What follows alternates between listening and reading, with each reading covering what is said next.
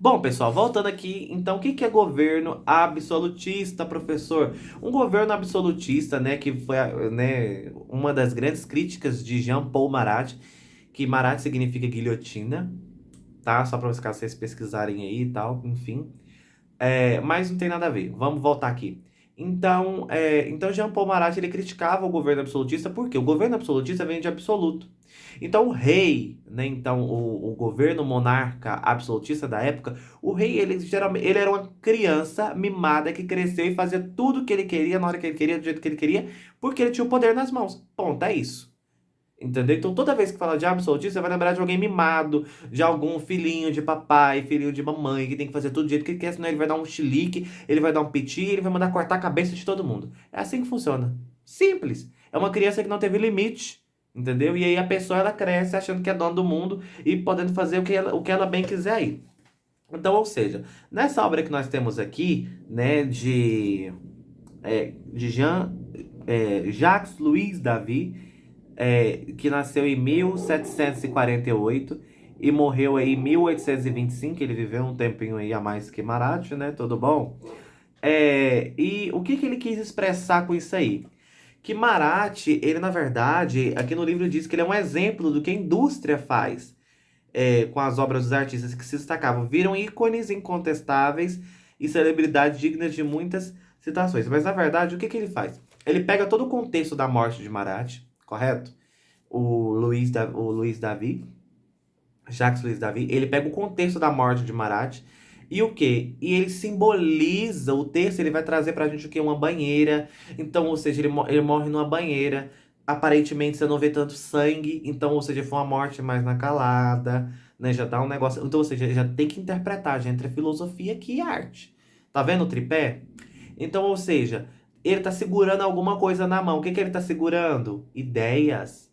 Então, ou seja, ele morreu após escrever essas ideias, a pena tá na mão. Será que ele terminou de escrever tudo aquilo que ele queria?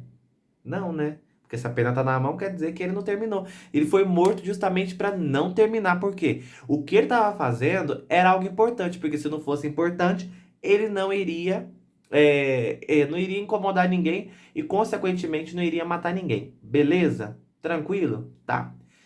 Então vocês entenderam o contexto aí, né, pessoal? É o contexto. Vamos aqui agora na página 61, nós temos outra, né, uma arte contemporânea. Todas as vezes que nós falamos de contemporâneo, nós temos que entender que a arte contemporânea, ela surgiu aí por volta, em meados do século XX, e não se tem ao certo um marco, só se sabe mais ou menos que surgiu daí.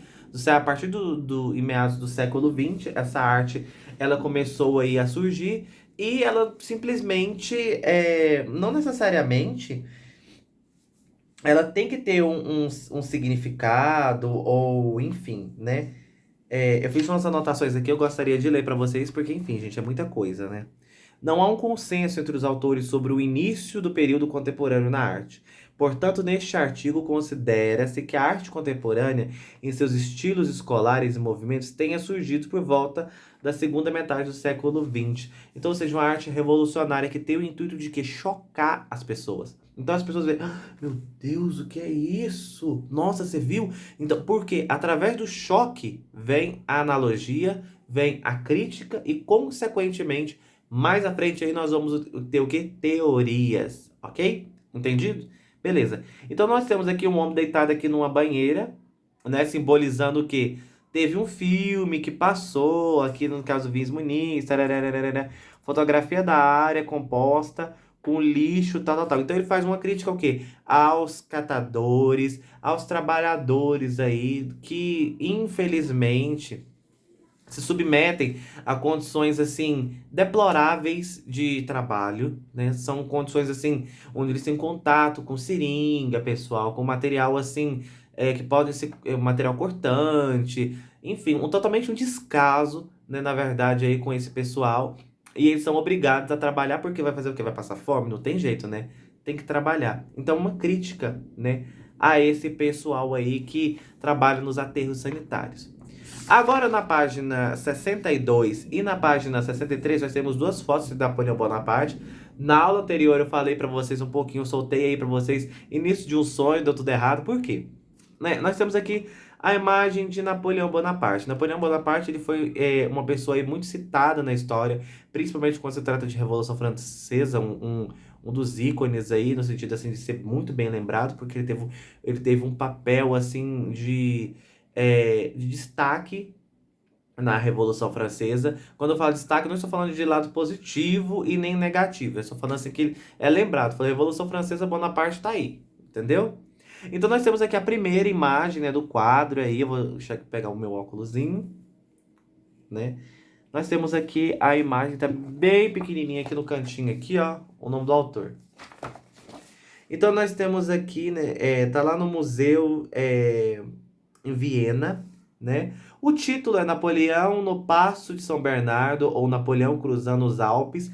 Então, ou seja, isso sugere o quê? Napoleão aí com suas cavalgadas napoleônicas, as suas guerras napoleônicas, onde ele ia aí para poder conquistar, né, a região da Itália, né, por volta de 1800. E o que que acontece? Por que que eu falei para vocês deu tudo errado? Porque, gente, na segunda obra nós temos aí embaixo, né, que ele volta numa mula, ele vai num cavalo e volta numa mula, né, cabisbaixo, tararararará. E nesse segundo quadro, em 1848, ele, né, já havia falecido em 1821. Então, ou seja, na verdade ele foi, né, com uma intenção e ele. Pronto, gente, tava passando um carro de som aqui, sorte que eu catei e pausei, voltando. Então, ou seja, quando a gente se trata dessas duas obras aqui de Napoleão, nós temos que entender que a primeira foi feita, né, óbvio, pelo, né, digamos assim, pelo pintor, né, tal, de Napoleão, né, pelo retratista que chama, né, da época. Onde ele bem descreve Napoleão como o texto mesmo diz, como uma pessoa imponente, como uma pessoa aí, né, um herói e tal, assim, assim, assado. Já o segundo quadro, nós vemos aí ele o quê? Como uma pessoa, né, meio cabisbaixo, peraí, tô triste, né, se referindo ao que? Às críticas ao império, ao que é o governo que Napoleão teve. Por quê? O final dele foi positivo? Então, ou seja, são críticas feitas aí, porque ele meio que se perdeu, pessoal. Entenderam? E aí a arte, ela vem criticar justamente isso. Bom, espero que vocês tenham entendido. A nossa aula hoje foi bem tranquila. Na verdade, nós falamos muito de arte. Nós falamos muito sobre também sobre o governo absolutista. Espero que você tenha entendido bem. Qualquer dúvida, sabe onde nos procurar. Agora, vem aqui embaixo para o nosso podcast para podermos resolver as questões 1 e 2 da página 61 e 1 e 2 da página 63, beleza? A maioria aí, pessoal, é de interpretação, ok? E só a última aqui que é opinião pessoal. Então, ó, seguem aqui o vídeo.